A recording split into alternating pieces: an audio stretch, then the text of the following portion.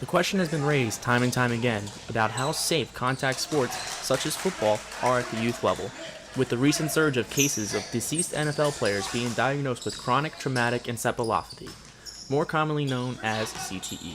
Parents are growing increasingly nervous about signing their kids up to play these contact sports. The timetable of recovery from a concussion varies depending on the severity of the injury. A person can recover in as short as a week, or it can take several months or even years to fully recover from the symptoms. Penn State junior Cody Tridento suffered a concussion a few years ago playing football and still has recurring migraines to this day.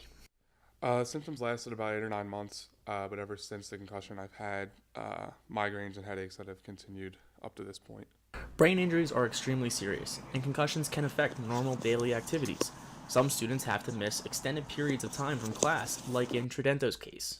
I didn't go to classes for probably about a month, just because any light would bother me. If I tried to focus on something for too long, I would get a massive headache.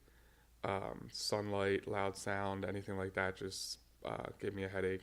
Tridento also talked about the cognitive exercises that he did, and still does, at his physical therapy sessions to attempt to alleviate his symptoms. A lot of balance related things, standing on one foot, moving my head back and forth, kind of help get my equilibrium back, and then also a lot of exercises to help with focus, so crossword puzzles, word searches, things like that. Situations like the one at Thayer Academy High School in Massachusetts doesn't give parents a vote of confidence in high school coaches being able to recognize a potential concussion and respond properly. Amy Dugan was a member of the varsity field hockey team at Thayer who suffered 2 head injuries during consecutive games. This brought action against the coach and school, alleging that they both handled the injuries negligently.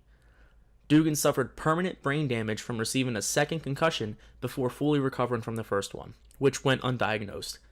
Coaches in the state of Pennsylvania are required to take a course in concussion awareness in order to be able to recognize the symptoms of concussion and be able to take required action in making sure the student athlete receives proper treatment. Alex Patterson is a coach in the State College Area School District. He coaches football, basketball, and softball at various levels in the district.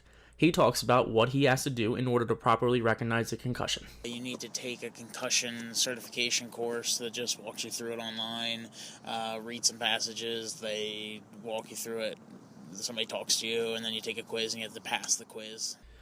Over the course of his few years of coaching, Patterson has seen one serious concussion during his time coaching football. Kid hit helmet to helmet with another kid. He couldn't remember where he was, but was clearly dazed and kind of confused. Wasn't able to listen to your questions and pay attention to you.